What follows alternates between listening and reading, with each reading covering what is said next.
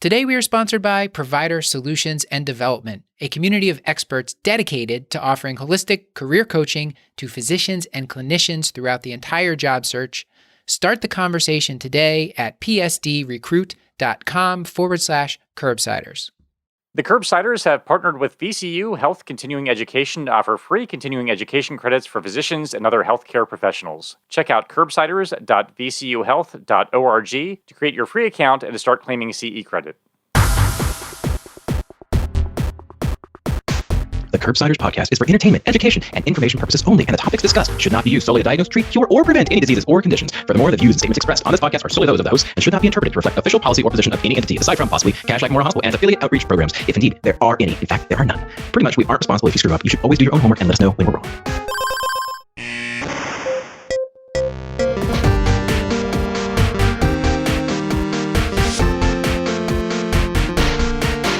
Paul, let's get started. We have a jam-packed episode. We're talking about skin tonight. This is part one of our Skinternship, Paul, which I know you approve of the name, so I'm not even going to ask.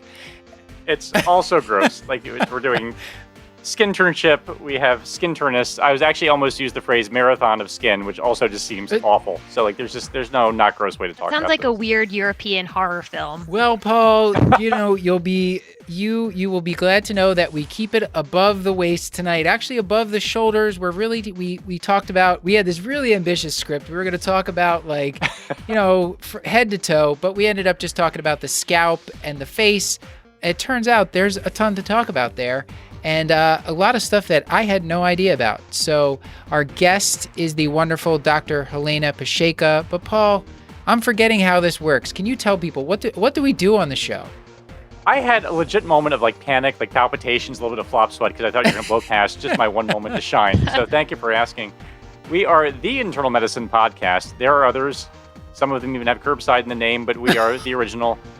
We use expert interviews to bring you clinical pearls and practice-changing knowledge. And tonight, as you mentioned, we talk all about skin, and specifically the skin mostly above the level of the shoulders. And you're going to tell us about our amazing guest, who is familiar to some of our listeners. But before I do that, and by the way, Paul, I love that just that little bit of a nudge to the shout out to the other podcasts who are all wonderful. It's going to be my pick of the week. Yep. It was a lesson in shade. Yes. So you're hearing the voice, of course, of our veteran producer and artist, pun enthusiast, Beth Garbitelli. She runs our Twitter. Beth, thank you so much for joining us. And thank you for having me. Yeah, tell them what are we going to talk about on the show tonight specifically? What specific conditions? We get into so much, and this episode was originally going to cover even more, but on this episode we'll be talking about acne, rosacea, seborrheic dermatitis, to name a few, alopecia, just kind of the concerns that people will come into your office when they've got skin changes on their face and their scalp. We have a fantastic conversation with our favorite skinternist, our Chief of Dermatology at Kashlak Memorial Hospital, Dr. Helena Pasieka, MD. She is board certified in internal medicine and dermatology and the director of inpatient and consultative dermatology at MedStar Washington Hospital Center and MedStar Georgetown University Hospital. Dr. Pasieka obtained her medical degree from the University of Washington School of Medicine, an internal medicine residency at the University of Michigan, and a dermatology residency at Johns Hopkins University. She also obtained a Master's of Science in Biostats and Clinical Research Design from the University of Michigan, Rackham Graduate School, and Translational Research Fellowship at Johns Hopkins Hospital. Wowza.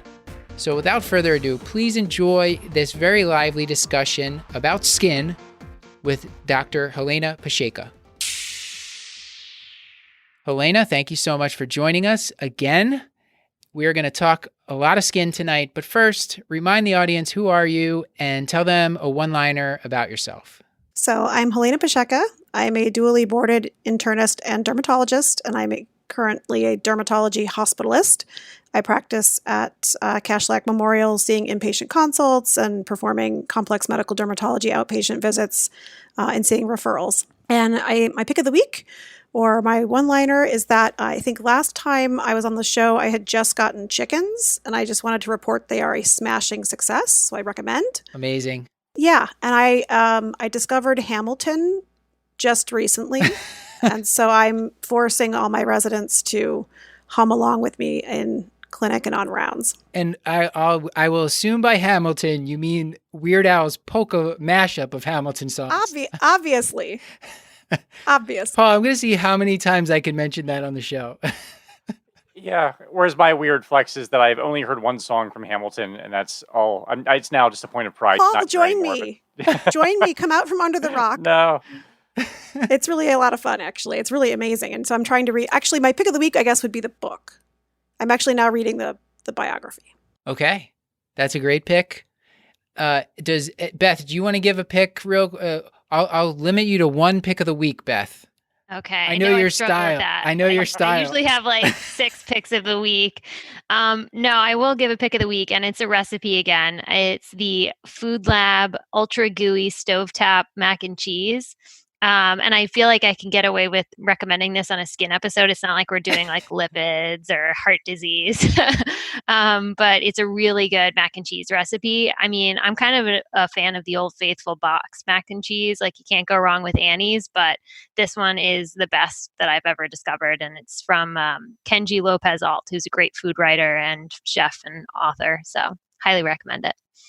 I'm sorry, did you and just... what are the cheeses? Yeah, did you just suggest that homemade mac and cheese is equal to the box mac and cheese that you buy? I did. Well, that's because I feel like I've had a lot of mediocre homemade mac and cheeses. I see. Like really dry and not good. Like or unsalted. Yeah. They're just, I feel like I've had a lot of bad ones, but this one is a great recipe. And you can do a mix of whatever cheeses you like. I like 8 ounces of American, 8 ounces of Fontina, and 8 ounces of not seriously sharp cheese, like sharp cheddar. She likes light, easygoing cheddar. Yes.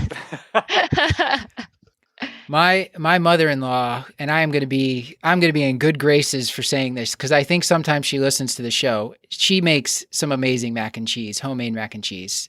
Nice. Yes, that was actually it's very good. So maybe I'll share that recipe too. Actually, I don't know if I have authorization to do that. So we better move on to a case because we have a very ambitious script. We're going to talk literally from head to toe about the skin, which I'm very excited about. Yeah. So shall I start with case number 1? Just going to blow right past the pun. Hey, is a career change part of your strategy for the future? Well, our sponsor, Provider Solutions and Development, has a team of experts ready to guide you through today's physician job landscape. With over 20 years of experience, they are committed to finding you the right team, the perfect setting, and the work you are meant to do. PS&D's in-house recruiters are not focused on quotas, and they do not work on commission. Whether this is your moment to shine, pivot directions, or discover something new, Provider Solutions and Development has access to hundreds of opportunities across the country. So reach out today at psdrecruit.com/curbsiders. So let's talk about Paul, it. you have to read the name. That's a rule. No, I fully intend to. I mean, I feel like the audience recognizes and respects at this point that these names are not my creation. So there's no shame in my game. We will talk about Ms. Alopecia. I'm pausing for the laughter. She is a 42-year-old female. She's a 42-year-old black female with no major health conditions who presents to your outpatient clinic with ongoing hair loss. She is worried and she is self-conscious. She works as an attorney and her role is very client-facing. She confides that she has been under increased stress lately. She brings you a bag of hair, and she's noticed that increased hair loss diffusely on her scalp. When looking at her scalp, because we're good doctors, we're actually starting with a physical examination. Her physical exam shows intact but empty hair follicles and no evidence of scaling, erythema, or scarring. And I feel, Helena, alopecia is something that comes up a lot in primary care and is often maybe a little bit frustrating, at least to me. I won't sort of generalize it to everybody because you feel a little bit powerless about it, and it's almost immediately a referral to dermatology. So maybe you can help me do a better job with my own patients before immediately referring them out. So how do you approach alopecia in patients? Yeah, this is a great topic because we see so much of it, and we're seeing so much of it more now. People are very stressed. There's COVID, there's homeschooling, there's working from home, there's just a lot going on. And so I laughed when I saw this, and I thought, oh my gosh, of course, like my favorite, the bag of hair clinic patient, which is a real thing, and we do see it a lot. So, so before I say any more, right, I just have to get this out, that loss of 50 to 200 hairs a day is totally normal. So thank you for letting me get that off my chest. Thank you. Okay. So Feels excessive. In terms of like thinking about alopecia or hair thinning or hair loss or hair fall, people call it different things. I really like to think about it in terms of whether things are scarring or non-scarring. And the reason this matters is because scarring hair loss is potentially permanent, right?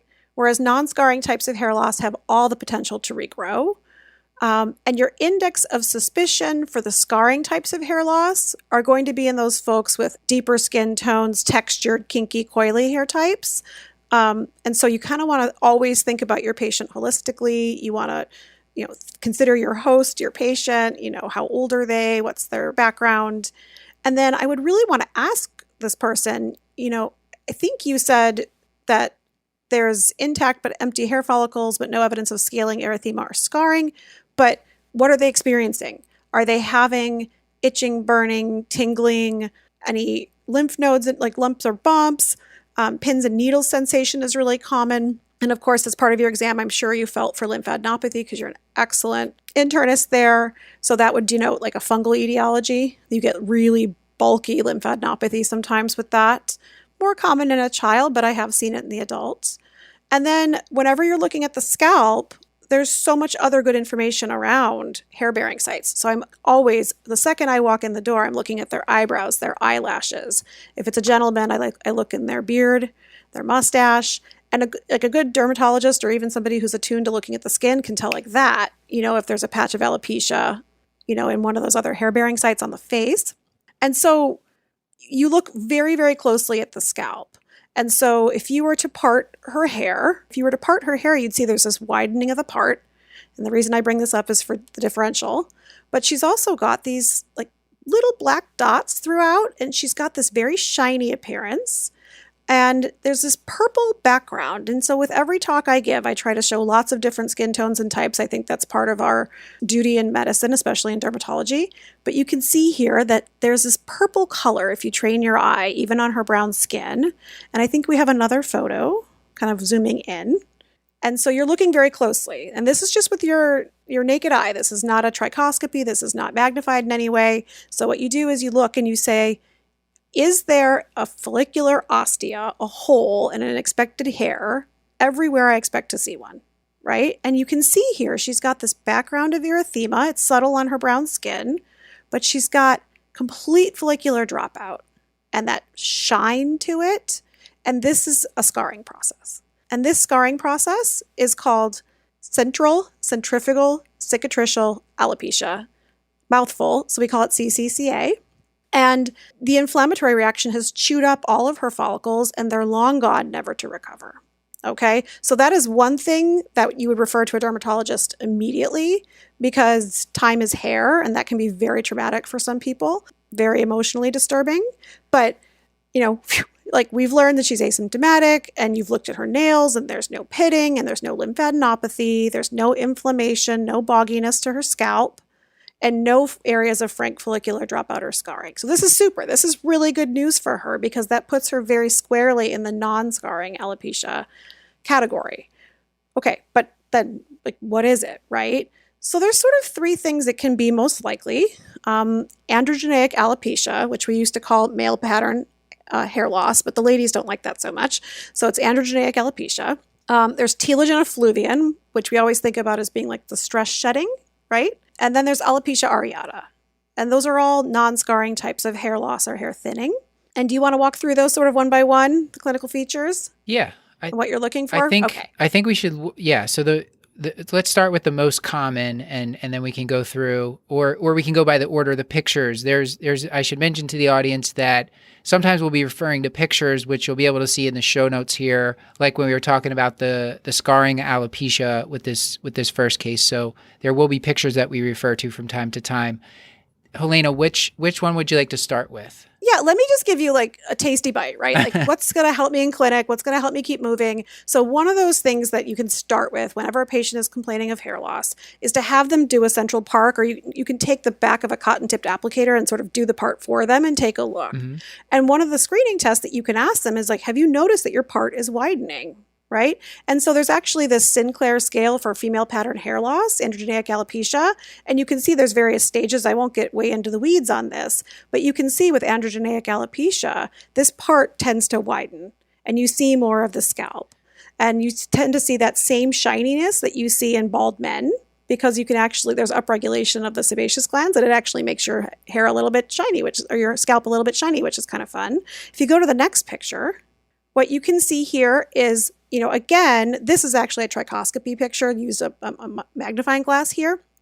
But what you can see is these individual hair calibers are all different diameters. Can you guys see that? And you can see this with your naked eye too. It's kind of not fair that I picked this picture, but I wanted to show it really well.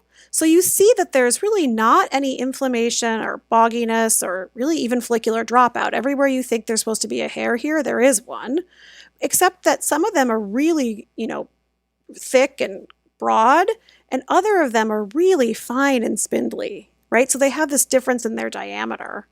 And so that's what's really typical in androgenic alopecia. And, everyone to some degree will have some of this with age. So at least 80% of Caucasian men and 50% of women will have this by the age of 70 years. So I tell people that their hair is just kind of retiring, right? It's reached a certain age, it deserves to retire too. And so that's one thing that it could be. In another photograph, the next photograph.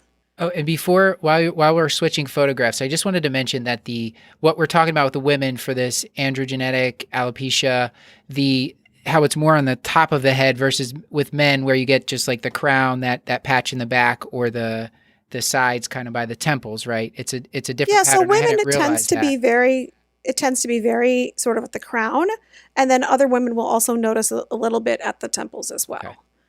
But never in women do people end up completely bald in the way that men can do. Right. In this next picture, you can see that here, again, you're looking at the scalp first. I don't see any background erythema. This is a Caucasian patient. That should be easy to see. There's no scale. There's really no follicular dropout, and the caliber of all these hairs is about the same diameter, right? It just is a little bit thinner than the patient is used to. Another quick and dirty tool that you can use in your clinic is to ask them if they have decreased ponytail caliber. Like sometimes women will know, I have to loop my hairband 3 times, and now I have to loop it 4 times or something. And what this is that classic sort of telogen effluvium. Okay, this is the stress shedding. So what's happening here? Unlike mammals that go through a molt, right? Hair cycling in humans is asynchronous, right? So each follicle has its own independent cycle. And so consequently, a fairly uniform number of hairs is falling out every day. But with metabolic alterations like pregnancy, malnutrition, other stresses, even just emotional stresses sometimes, it's capable of kind of altering that biologic clock and altering that programming. And so what's happening is that your hair cycles were doing this before. And what I actually do with my hands when I'm talking to patients is I do this. Yeah. And so it sort of pushes all of those hairs into their natural shedding cycle, but it pushes them into it a little bit earlier than they would have gone before, and a little bit more in concert with each other. And so you do, this is very typical after pregnancy. Most women can relate to that. And we see this a lot, and we're seeing it a lot because of COVID. People are very, very, very stressed.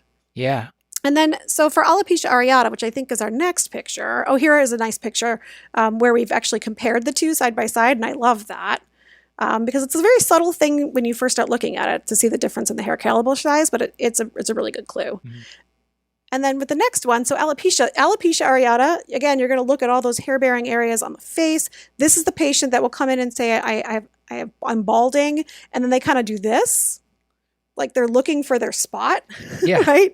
Because it feels completely smooth, and they can almost feel it rather than they can see it. And then when you look at that, you can see that there's this really well-defined finite spot of missing hair. And again, you can see it's a non-scarring process, very like no erythema whatsoever on this patient. And if you were to get your magnifying glass out, you would see that all of the follicular ostia, the little holes, are still there. There's nothing, obliterated about it. You can see it doesn't have that shine. And in the next picture, I show something really fun. So this is one of our patients at Kashlak, and we treated her. And as we were treating her, do you see all these little fine baby white hairs? Okay. Do you see those? Kind of right behind the ear? Yes. Little vellus fine white ones. Is she wearing a mask in this? She's wearing a mask because we are into, Oh, these are very COVID, recent. Okay. They are Kashlak is a busy place. It We've is got busy. lots of patients, all kinds of things. But that's actually a really neat feature because the autoimmune process that's causing this knocks out not only the hair follicle itself, but the melanin that pigments the hair. And so as it starts to grow back and as you start to have regrowth, it's often sort of silvery white. So this is a really promising sign that this patient is responding to treatment, which is kind of fun. I just wanted to show that. Awesome. Can I ask, since Stuart's not here, can I ask just an insane question that you may not know the answer to? But with telogen effluvium, that feels like some sort of evolutionary maladaptation. You know what I mean? Like there seems like that has to have happened for some reason. Is there any understanding as to what adaptation would happen that stress would just make all your hair fall out at the same time? I realize that there's probably no great answer to this, but as I don't know. I mean, there's amazing hair biologists in dermatology, and I would give all of them a shout out. Like one of my mentors in my residency program was actually used the hair biology to think about making different kinds of acral skin on stump sites for amputees. Like it's an amazing metabolic and biologic sort of tool to study. So I'm going to not do this justice. There's so much about it. But what I will say is, your hair is turning over metabolically almost, how your gut, what is that thing about the gut? Like it's new every 30 days or something, or every 10 days or 5 days. I'm going to get this wrong too, but it's very metabolically active. And I think that when your body is trying to heal or combat stress or so for example, let's say you have an infection of some kind, that is very metabolically challenging and tasking, nutritional things as well. And so I think hair is just one of the first things to go. It's consuming a lot of resources and it's turning over all the time. And I think your body evolutionarily is probably just like, you know what, we can just change our timeline. That's fine. Get this back later. Yeah. That's kind of what I tell patients too. And the nice thing, so to go back to our patient, right?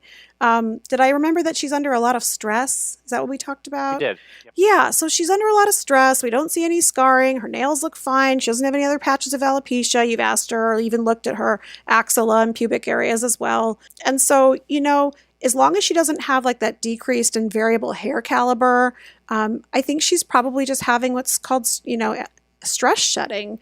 If she's been pregnant before, then she has a point of reference and you can use that for counseling because most women do have some of this and they may remember it.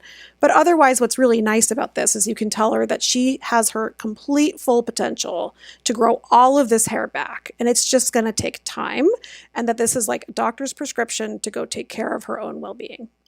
Helena, when I was reading about this, so we're mainly talking about non-scarring alopecia types. That's what we just ran through here, and there was some suggestion that there may be a lab workup looking for thyroid, thinking about is this lupus, is this syphilis, is there iron deficiency? How crazy should we go in primary care with the workup? Do we need to do any workup at all? Yeah, that's a great question. I like to do a limited workup for this.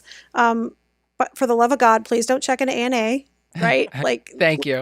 I mean, you could, but then please contextualize it with a whole bunch of other things that would go with lupus. It shouldn't be your first test. So let's put it there. No. Yeah. So I would, people ask me that all the time. And I say, there's my threshold for checking an ANA does not hinge on one thing alone. And I've listened to the Carbsiders and I know that that's not recommended. So I am in line with that.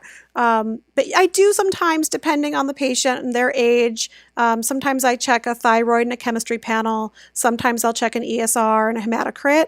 And then the thing that you'll read about a lot is the ferritin, which is sort of a reflection of total body iron storage, right? And so there's lore from the literature that we like ferritin greater than 40 for this. But in all honesty, the value of such numbers is pretty poorly studied.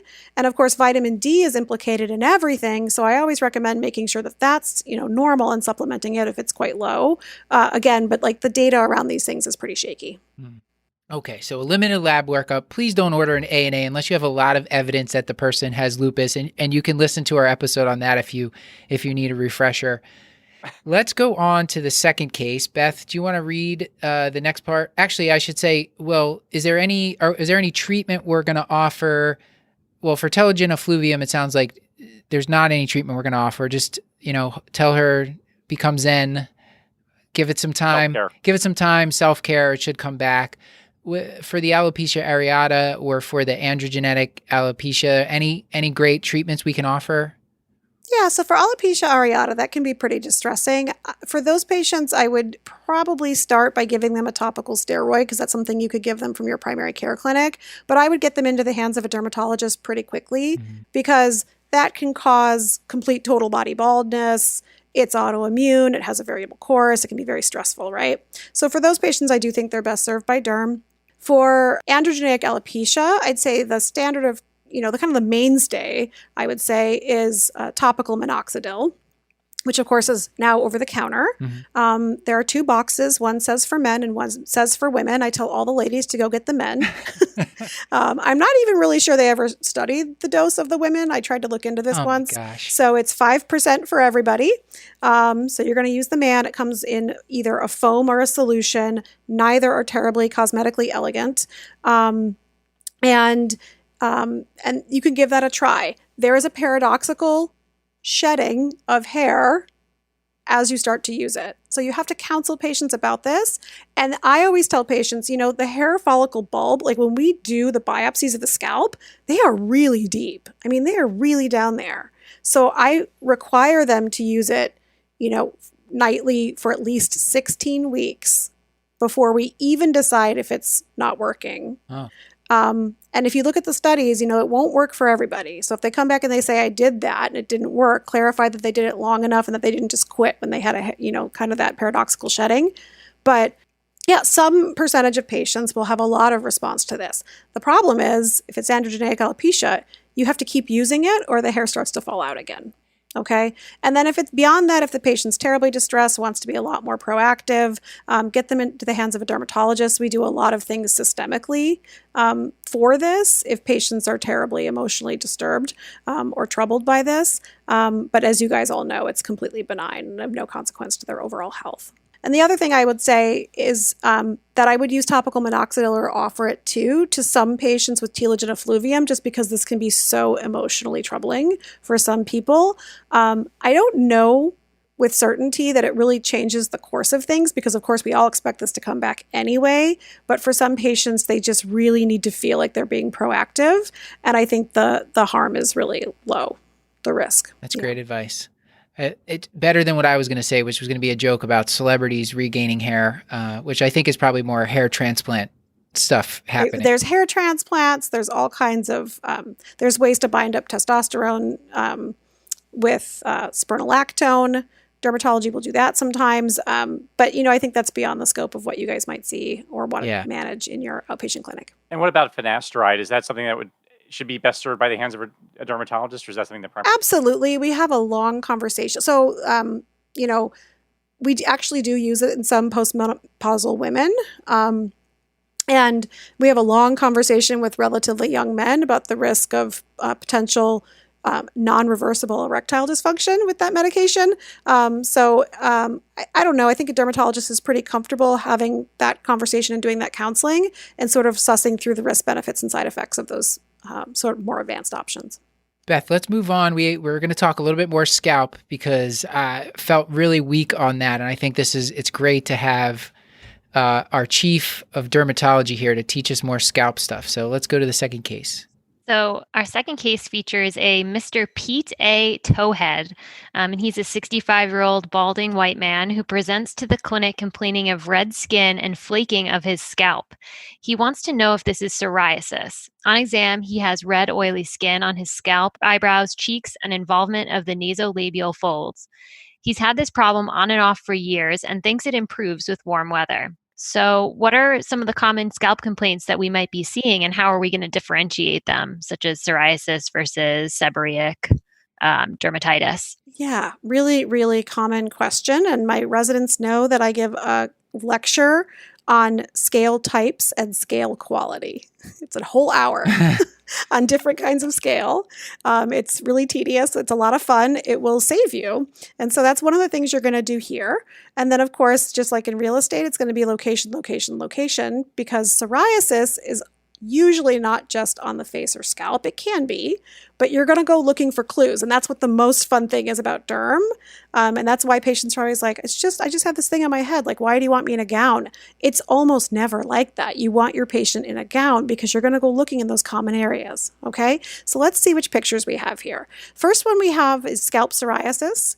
And do you see how it tends to kind of march a little bit forward on the hairline? Like quite a bit onto the forehead, actually, right? And then on the picture on the right, it's got that beautiful white, chalky, thin. Anybody have an idea what word we use for that kind of scale? It's micaceous scale, like the rock. That fine, flaky.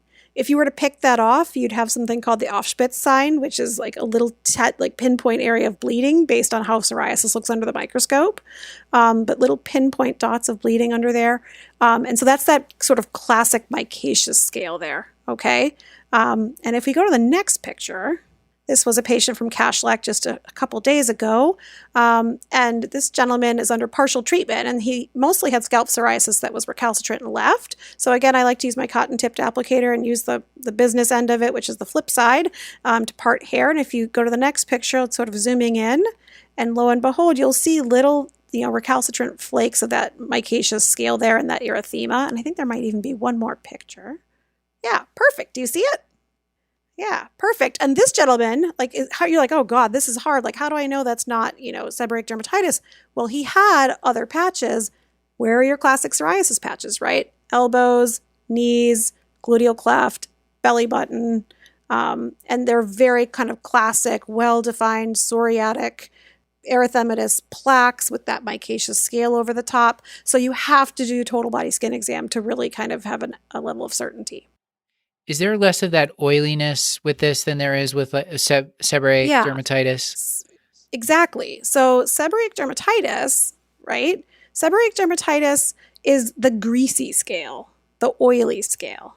Okay. So these are sharply demarcated patches, very similar to psoriasis in that way. And they kind of vary from pink yellow to like red brown bran-like with greasy scales. And if you think about the pathogenesis of seborrheic dermatitis, there's this predilection for areas that are rich in sebaceous glands, right? So that's scalp, face, ears, gentlemen's, and some women too will have a little bit patch like on their sternal area as well. And there's a mild course to it with very little or moderate discomfort at best. Super common in babies. I know we're internists here, but there's an infantile form and an adult form. And if you did this the rest of your exam, you would find that there's absolutely nothing else outside of those areas. And so location, location, location will really help you. This is caused by Malassezia or Pityrosporum species, which are lipophilic yeasts. And so if you remember the pathophys, sometimes it helps you to remember where to look. And that's part of the normal resident flora of the skin. And so it just sort of, in some people that have a certain number of host factors, causes this rash when that yeast gets high enough on the skin. Something to remember is that if they've never had this before and they have a pretty, impressive onset, it can be a cutaneous sign of HIV. And something else that we notice very frequently is that it can flare after neurologic injury. So we see this very commonly in folks with Parkinson's disease. We see it after strokes. We actually see it after resection of brain tumors sometimes, and nobody really knows why that is. It's really fascinating. That is crazy. I saw a gentleman once that had like just horrible alcohol withdrawal. Maybe he might have had like a concussion or something. I don't think he had any like brain surgery, but he had the worst. That I checked him for HIV, which he did not have, but I was just like, I was like, I'm going to catch it. It's got to be HIV. This guy's, I've never seen it this bad, but it was. And I think in the next couple of pictures, I have a patient with HIV. Actually, this is not the patient, but here's that greasy bran-like scale. If you go back, it's just a lovely picture of that sort of greasy scale. It doesn't have that same mica-like, that shiny white color to it. And it's right there in that nasolabial fold, classic location. And it's got that kind of waxy look to it. So that's a different kind of scale. And then if you go to the next one, this is a patient with HIV, and you can see the sort of all the classic areas. If you look up into his hairline here, you can see that it's up into the hair. It doesn't extend quite as far onto the forehead the way psoriasis sometimes likes to do. And then it's sort of medial eyebrows, very classically. And then he also had it down in his beard as well. You can see some of the flakiness sort of down in through here. And he had a little patch on his chest. So that was sort of a perfect distribution. I think the next thing we want to know about this, let's take seborrheic dermatitis first. What's your go-to treatment for that? What do you think's easiest? Because it's in areas with hair, so creams can be a little bit difficult. Yeah, for sure. So my favorite thing to do for this is pretty simple. I prescribe Ketoconazole Shampoo, and I have people use it as both a face and a body wash, in all the areas that are involved. That works really well for all skin types and hair textures. That facial and body wash is fine. You can also combine that with ketoconazole cream twice a day, so kind of a double hit there. So for the scalp involvement, though, it's really important to be sensitive. So textured hair types do better with a totally different approach for a couple reasons. One, most of the commercial and prescription medicated shampoos are really harsh and drying, and they strip hair types of all their essential oils that keep them soft and pliant and pliable. And I've had patients tell me it makes their hair feel kind of like a Brillo pad, kind of crunchy almost. And so it's really unrealistic to tell somebody to wash their hair every day with a medicated shampoo like that, because all that they're going to do is break off their hair, and that's going to be disturbing to them. So for them, I try to use something that's a little more emollient. And so you can actually give them a steroid lotion. Ask them, what do you style your hair with? What do you like to condition your scalp with? Some people will tell you they use a pomade, or they use like an ointment texture is fine, a cream. Some people want a slippery lotion, and you can give them a very mild topical steroid that they can use, and they just sort of part the hair, put a little bit on their finger and run it down, and that should keep things at bay. And finally, companies have gotten really smart about this. They realize that there's different kinds of hair types that respond differently. And so there's a number of commercial products now that are on the shelf at your local pharmacy that are actually geared towards different kinds of hair type. And so there's some medicated commercial over-the-counter shampoos that are specifically for African hair types, which is really, really lovely. But remember that some folks only wash their hair, once a week sometimes, because of the way that they style it and because of the fact that they just don't have that much moisture in their hair. And so I think avoiding a medicated shampoo for those folks is really reasonable. And so you have to be really comfortable asking somebody, tell me how often you wash your hair, right? If you wash your hair, like I have to wash my hair every day because I'm a grease bomb. If you wash your hair every day, then a medicated shampoo is perfect. But if you wash your hair every other week because you wear it in a particular style or because it's very dry, then you're not going to get away with a shampoo at all. So sort of a plug for being culturally sensitive in your care. Do you ever use, I know there's some steroid like foaming agents for hair for steroid. Do you have any go-to one that you use, or is that just not worth the money? It's like, I am not brand loyal, really. My patients run the gamut from completely uninsured to like, right. I just meant, is there like a generic foam, like steroid foam, or are those all like branded, more expensive products? Yeah, I think fluocinolone, like lotion or ointment, is reasonable. Again, ask somebody what they like to put in their hair, because if you prescribe them an ointment and they're like, wow, I'm a grease bomb, I would really prefer to have something like a solution, which is alcohol based, right? If you're deep in these weeds and you're like, wow, then really send them to Derma. No, just send them to us, Okay. and we'll, there's literally every type of steroid usually comes in every type of vehicle. And sometimes it's just a conversation about what they want to use and what's covered by their insurance. All right. And what potency are you typically going with? I try to go as low as possible, and as little as possible. So that's another important thing about it. To kickstart things, I'll tell people, go home and do this like every day this week. But this for them is going to come back, right? This is a combination of host and yeast on the earth. Okay. And so are they going to cure themselves of this? Not at all. So there's sort of treatment phase and maintenance phase. And I tell everyone your mileage may vary. Some people find that they just have to use this like on the weekends, if that's an easy way to remember it. So 2 days out of the week to kind of keep things quiet once it's calmed down. Other people like to do like Monday, Wednesday, Friday once it's clear. But this is really never going to be gone for them. It's going to require some degree of maintenance. And you mess around with the potency of the steroid because fluocinolone is a high potency, right? But you might start there and then back off to a couple times a week, or if you can some people get by with like a medium potency? I guess it just depends. It just depends. Okay. Yeah. And for psoriasis, would it be a similar thing, or should people with psoriasis of the scalp be coming to see a dermatologist? Psoriasis can be similar. It can be fine. The thing is that, psoriasis tends to be a systemic disease. Yeah. Right? So, I mean, that's a different conversation. You're talking about, what other systemic manifestations do you have? It's most commonly arthritis, and most typically, an oligoarthritis, an asymmetric, usually sort of in the small joints of the hands and feet. So that's an exam that you're going to have to do. But it can also be associated with depression, metabolic syndrome. There's more and more data to support that it's associated with increased incidence of cardiovascular disease in moderate to severe cases. So this is truly like a systemic inflammatory condition. If it's just limited to the scalp or it's a little patch somewhere, I think it's very reasonable that they just start to treat it with something topical. But if they've got psoriatic arthritis, those folks are usually managed by both derm and rheumatology, because then we can choose biologic agents that work well for both the skin and the joints, because some of them do double duty. And then our toolbox in dermatology is so much bigger than just topicals. Like we do photochemotherapy, we've got methotrexate, we've got all these different immunomodulators, which are sort of the biologic therapies. And so, I think it's reasonable that you would give a moderate potency topical steroid, again, in whatever sort of vehicle the patient wants to use. But beyond that, I'd say feel free to go ahead and refer them on.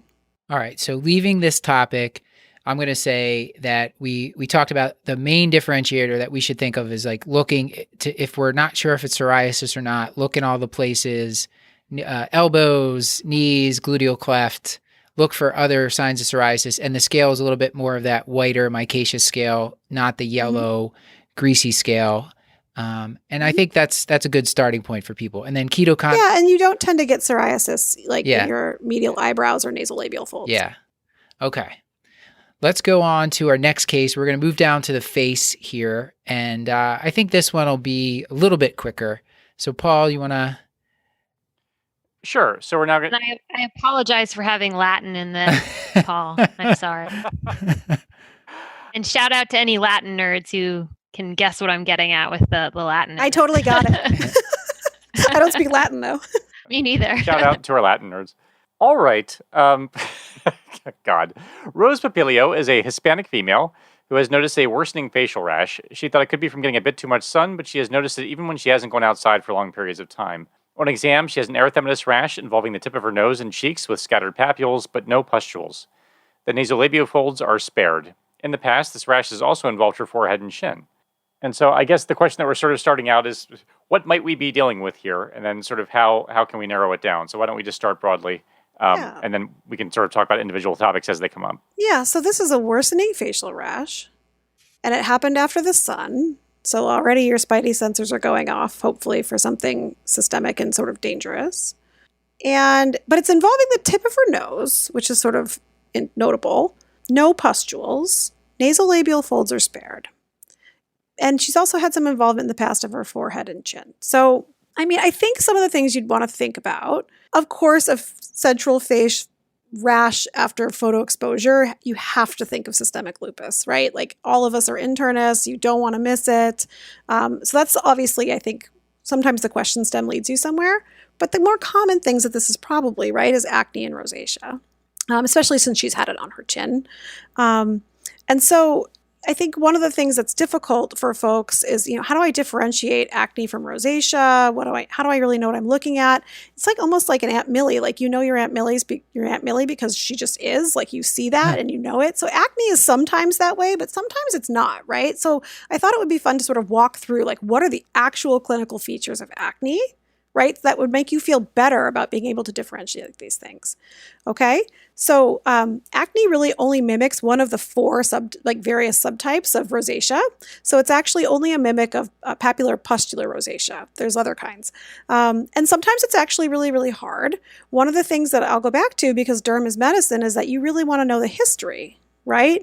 I don't know if we knew the age of this girl, but think about the age group. Acne is very common, affects about 85% of young people between the ages of 12 and 24 years old, and it can start as young as 7. Okay. And while we tend to think about it as a disease of young people, it can actually persist into adulthood as well. And if you think of it, again, I like to think about diseases by their pathophysiology. What acne is it's a disease of the pilosebaceous unit, right? So there's 3 factors kind of coming into play. There's follicular hyperkeratinization, there's hormonal influences on sebum production, and then there's inflammation, which is mediated by a specific bacterium, which has been newly renamed, because why shouldn't they rename things so we can memorize them again? And it's Cutibacterium acnes. Okay, so it used to be P. acnes, and now it's C. acnes.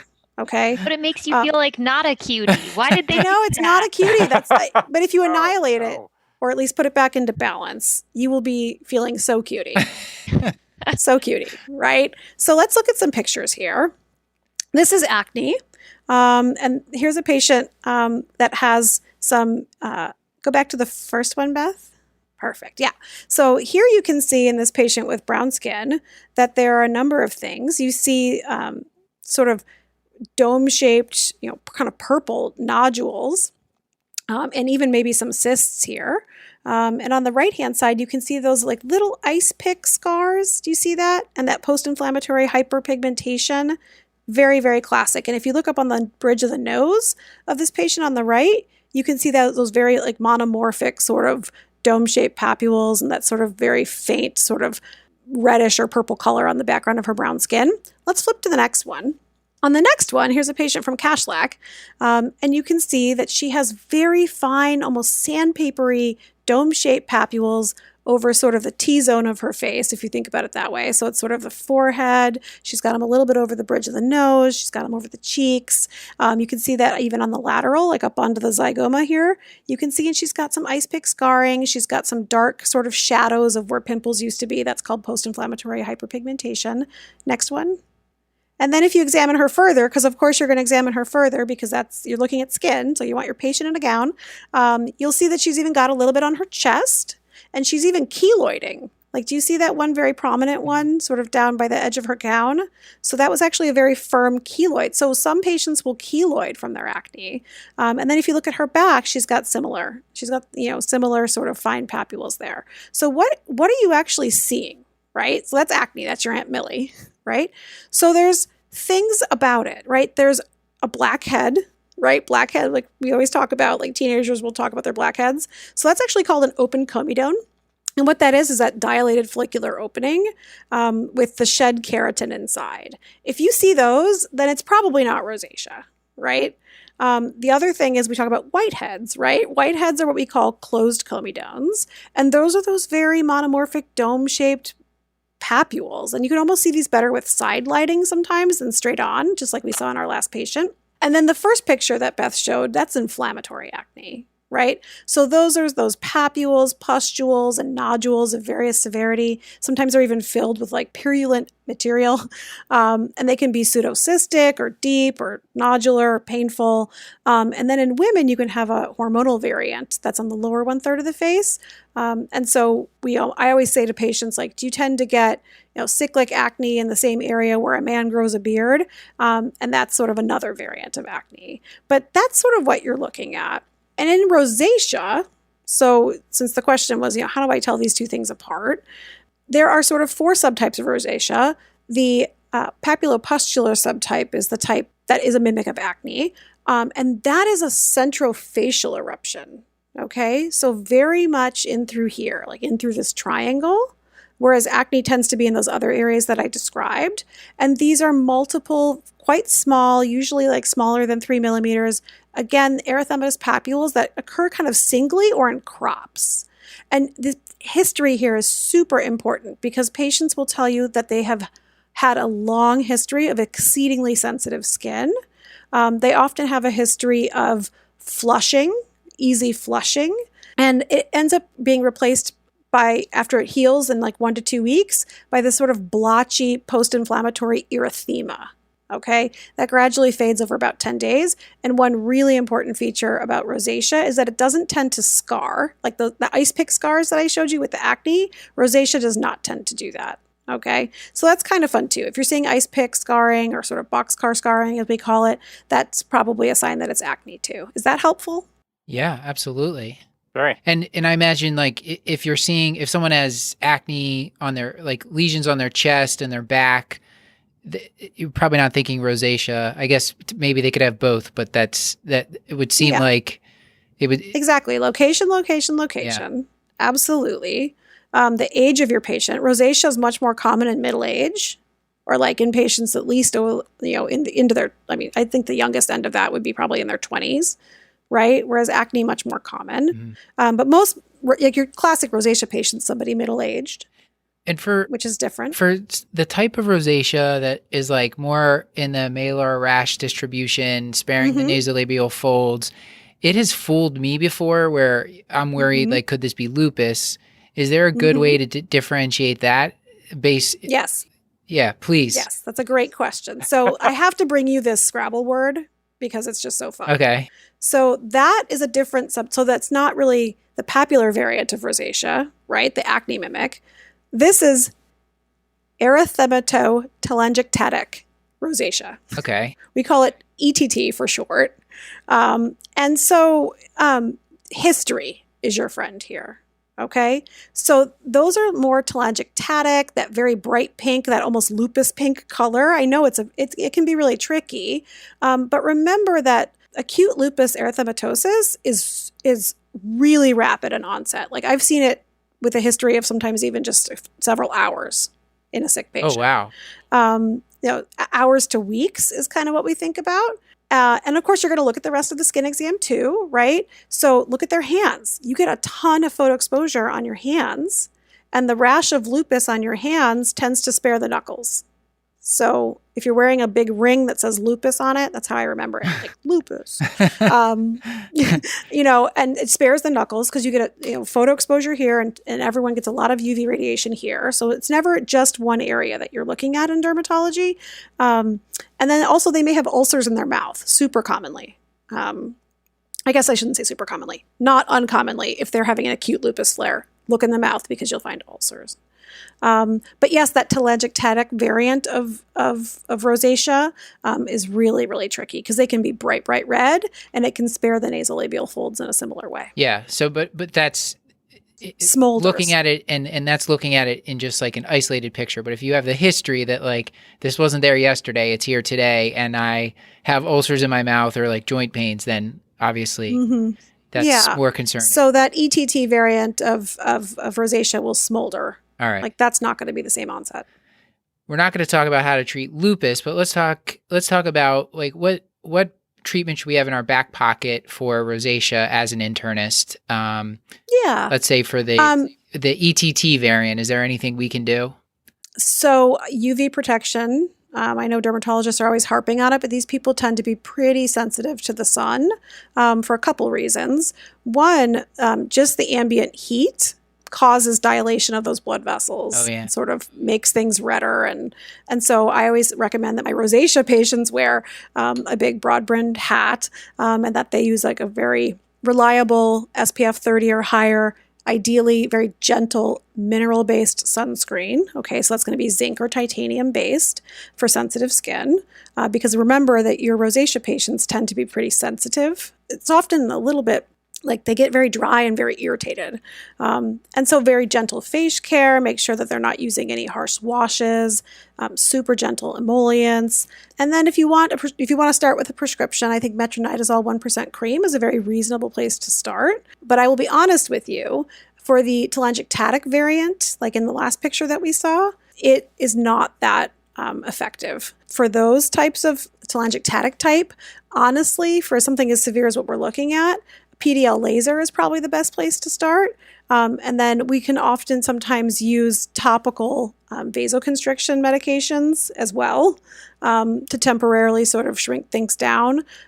Depending on your patient's background skin tone, some people think it makes them look a little ghosty or like a little bit dead. So it's better in sort of an olive skin toned patient to do something like that. But there's several prescriptions now that you can get. Any of the, was it sulfacetic acid or there's some sort of... So for the papular-pustular variant of rosacea, absolutely. Sulfur washes are wonderful. Okay. You can also use the metronidazole cream.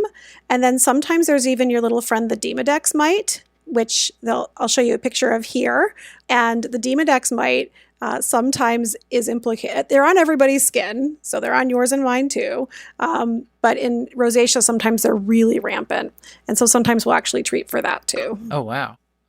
Yep. I have one question about identification of rosacea. In non-white skin and particularly in black skin, I actually really struggle to find a reference photo for rosacea in any black people. And I was wondering if it's just less common, or if you could talk a little bit about identification of rosacea I love that on you black asked skin. that, Beth. That's wonderful.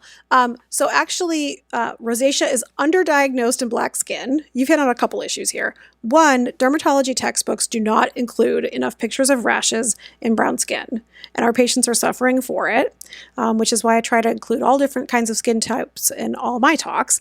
Super important. And two, because the erythema is more subtle on a background of brown skin, it is underdiagnosed.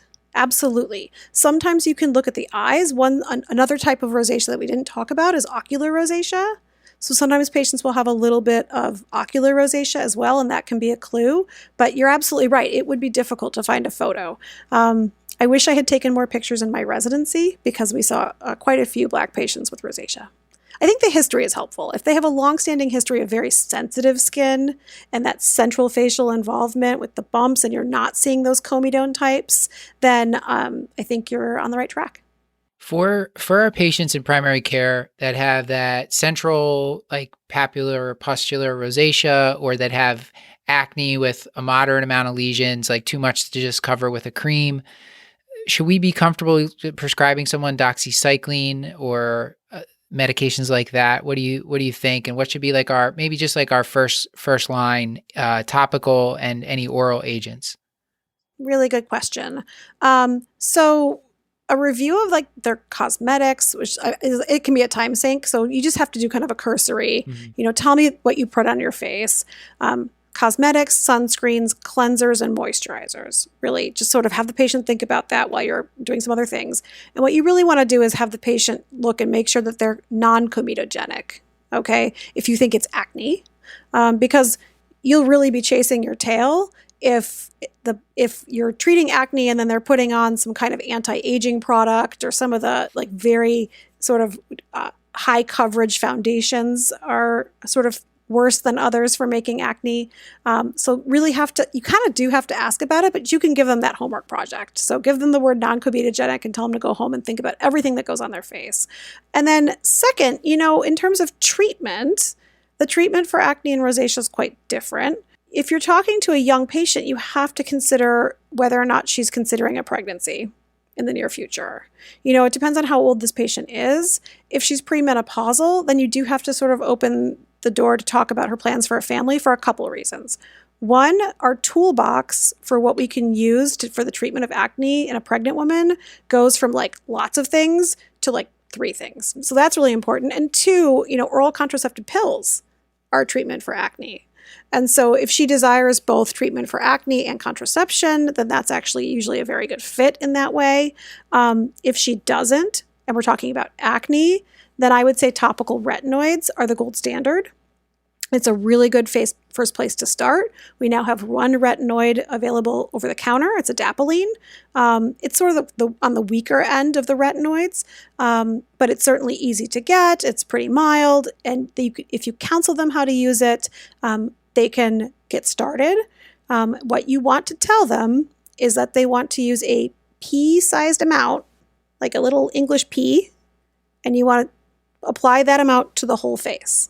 Is that the one If they you have to start to use feel- at night because of the sun? Yes. Okay. Yeah. But, and what's up with the sun? I You heard know? it It's sort of deactivates funny. it or something. Yes. Isn't that fun? It's actually true for only some of the retinoids, but we just tell everyone to put it on at night. They can go ahead and put their moisturizer over it. I think what people don't know is that as you're starting to use a retinoid, you should experience what we call retinoid dermatitis. Okay. So your acne will look worse. Everything will be redder. Yay. And you'll be drier. Okay. And it's a pea-sized amount to your whole face, similar amount for the chest, and like maybe double that for the back if it's involved. Okay. People are using way too much medicine because they're not counseled on it. And they're getting ripping retinoid dermatitis because they're supposed to. Right. And so they never see it through long enough to see the benefits. So I joke with my patients. I say, don't Yelp me. Let's be honest, I don't even think I'm on Yelp. But, don't call my office in 2 weeks and say, like, I'm terrible. My acne's worse. She doesn't know what she's doing.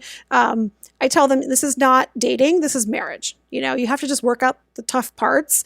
And you're not going to see benefit in 2 weeks. I promise you. Do not start this before a wedding. Don't start this before your class reunion. Or whatever, your graduation. You really aren't going to see things getting better until that 6 to 12 weeks. I usually do acne follow-ups for patients at 3 months because by then everything is like luminous and smooth and getting better and glorious. And if they're having trouble, I ask them to call me. Like if they can't tolerate it, then we have to figure out what they're doing wrong, or we have to figure out a different formulation. Yeah. Can I ask, I would feel like I would be remiss in not bringing this up, but as we are in the time of COVID, I feel like maskne is a particular concern Oh for my healthcare gosh! providers I and almost put patients. it in like as a case because I was, and then I was like, well, maybe that's going to date the whole episode, and Come up nobody so will care much, about and maskne. that's But I wonder, we don't spend a whole lot of time. But if you had any sort of practical tips, Yes, in terms of I feel like I'm going to prevention start a and treatment, that'd be great. maskne clinic for all the nurses and docs I'm seeing because just like curbsiding me, hey, Yeah, I'm sure. in the hallway. Yes, it's basically acne mechanica. There's all these different kinds of acne that derms are so great name, dorky holy about. cow. Yeah. So what it is it's basically acne mechanica. And you will see the same thing in like your football player, your hockey player, your lacrosse player. It's like that friction and the sweat and the moisture. And so I am finding that I'm having a lot of luck with sulfur washes. Caveat, if you get them in your nose hairs, they smell terrible.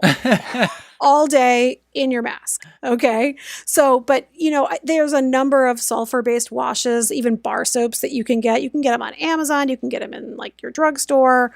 And so that's been pretty helpful.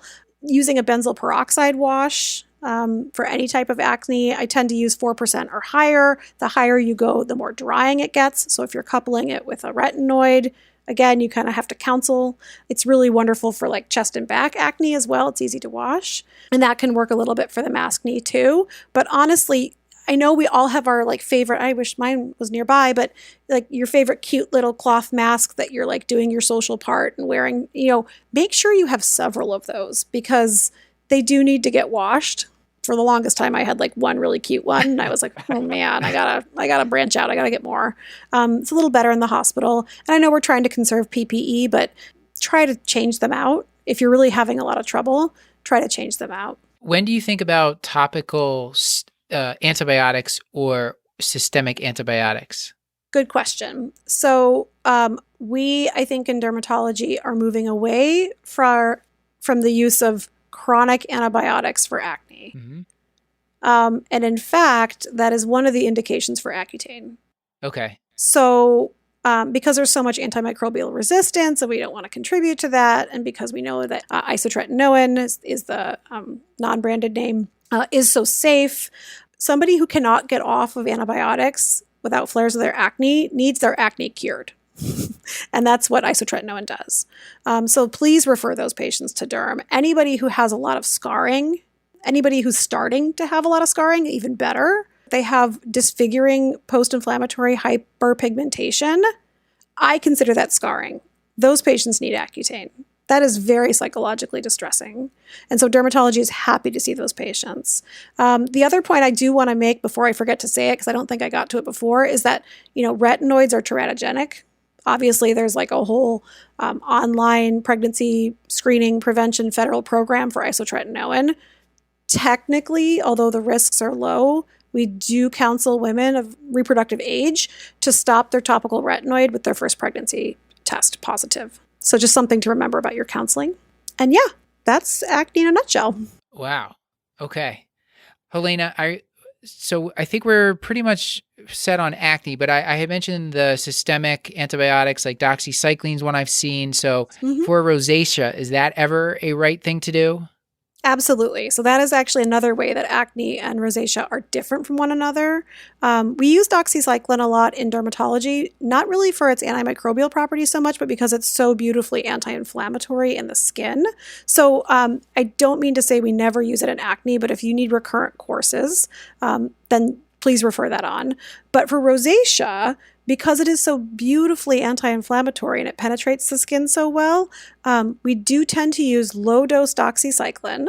There have been studies that show that 40 milligrams, of which 30 milligrams is extended release and 10 milligrams is immediate, is very effective at decreasing some of the inflammation, assuming you have the papular-pustular variant like our or patient ocular Rose type, like our patient Rose. And with that lower dose, you get all the benefits that you were going to get, and you have fewer side effects. Because I think it usually comes in 50 or 100 milligrams. Is it a special formulation that we have to order? There's a special long-acting formulation that's branded. I will tell you several of my patients cannot afford that. So I have done low-dose immediate-release doxycycline at 50, and it's done a pretty good job too. All right. So that might have been an option for Rose. And we can also give her, we said, metronidazole, some sort of topical cream or gel maybe. And zinc or titanium sunscreen and a gentle face wash. All right. Then she's off. Great. So we for the listener at home, we had many more cases, and this would have turned into a 4-hour episode. This would have been the Inagata Davida of Curbsiders episode. So I think this might be a good breaking point. Suffice it to say, there were some great names and some great cases that, Helena, we may ask you to come back and work through with us. I don't want to give too much away, but there is a Fergie Sturgison just waiting for us to discuss her medical issues. So I'll let the listeners decide what that might be when we actually get to it. But I think we're going to need to split this up into a couple more episodes because we have so much more territory to cover. So having said that, Helena, if you wouldn't mind telling us just some of your take-home points for the discussion we had about the stuff that's been above the shoulders so far. Yeah, wow, what a whirlwind we've already been through. So for alopecia, consider your patient. And if you see any evidence of scarring, please be assertive in getting them to a dermatologist because that type of scarring hair loss can be permanent. If it is various caliber of hair shafts, then that might be androgenic alopecia. We talked about how to treat that. And if it's not, just remember there's a lot of stress out there. There's a lot of telogen effluvium, and that luckily has a very good prognosis. With the seborrheic dermatitis versus the psoriasis, two different pathophysiologies. Psoriasis is a systemic disease. Look at all the different locations. Feel free, please, to send any moderate or severe disease to dermatology. We have lots of great tools to take care of that disease. For mild disease, please feel free to give them a topical steroid. And several patients are quite happy with that option. For seborrheic dermatitis, remember this could be a presenting sign of HIV, so please check that in the appropriate patient. And for acne versus rosacea, wow, what a cage match. I didn't expect to talk so much about acne, but it's sort of make sure that you train your eye, that you know what you're looking at. For people who tend to keloid or who have a predisposition for post-inflammatory hyperpigmentation, please consider that is disfiguring and get them to assertive treatment, often with Accutane earlier rather than later, but otherwise a topical retinoid would be your gold standard with the appropriate counseling that we talked about. For rosacea, remember that antibiotics do have more of a role in that condition. And for everybody, very sensitive, gentle skin care because you're either going to have a retinoid or you've got your rosacea and your background sensitivity. Never forget your photoprotection and find your friendly local board-certified dermatologist. We are happy to help you. We're happy to take your referrals, and we love to teach. And so with that, I think that's essentially what we covered, right? Yeah, this is questions? I think this is part one. Amazing. Part one of the Skinternship, which is probably what we'll call these episodes. Something like the in-skin it Jeff. That would look better written. Sorry. I'm sorry, the what now? David Foster Wallace had terrible skin. That's well known. Does anyone know the most common joke I get when I'm making my rounds?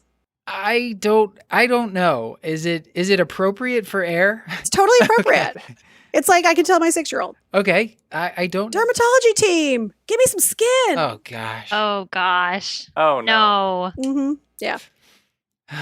People, I'm sorry for you. You have to go through that every day. You should be. Multiple times. Paul, you never would have made it as a dermatologist. Oh no, absolutely not. No, I'd have died of shame quickly. So, Helena, is there anything that you'd like to plug for us? And also, one final question from me.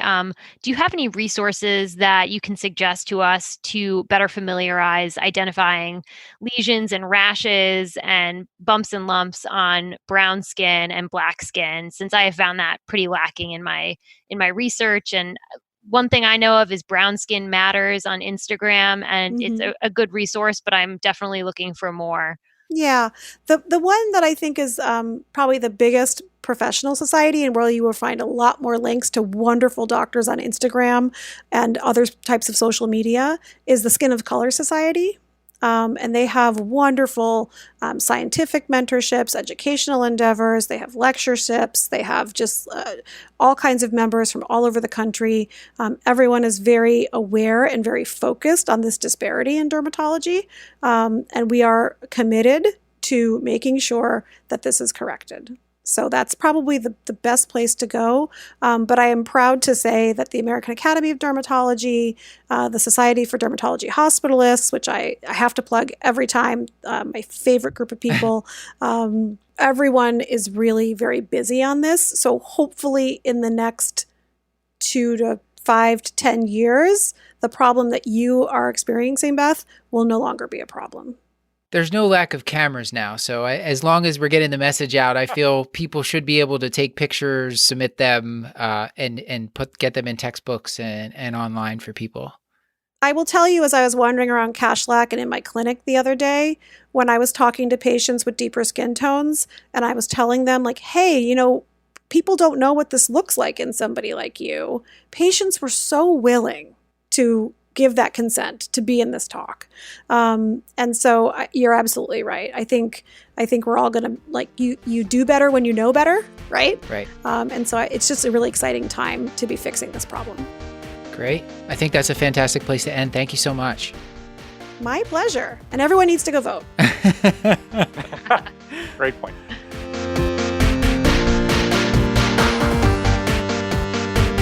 This has been another episode of the Curbsiders, bringing you a little knowledge food for your brain hole. Yummy.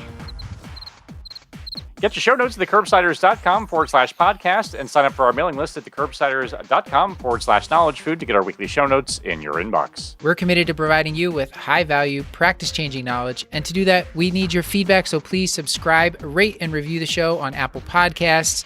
You can contact us at thecurbsiders@gmail.com. A special thanks to our producer for this episode, Beth Garbitelli, and to our social media team, Beth Garbitelli on Twitter, Maddie Mad Dog Morgan on Instagram, and Chris the Chew Man Chew on Facebook. Until next time, I've been Dr. Matthew Frank Watto. I've been Beth Garbitelli. And we would be remiss if we did not thank the amazing Stuart Brigham for composing our theme music that you're hearing right now, as well as thanking Claire Morgan of Notterly for editing our audio. And as always, I remain Dr. Paul Nelson Williams. Thank you and goodbye. And thanks to our partner, VCU Health Continuing Education, who's helping us offer free CE credits for physicians and other healthcare professionals. Check out curbsiders.vcuhealth.org for more information.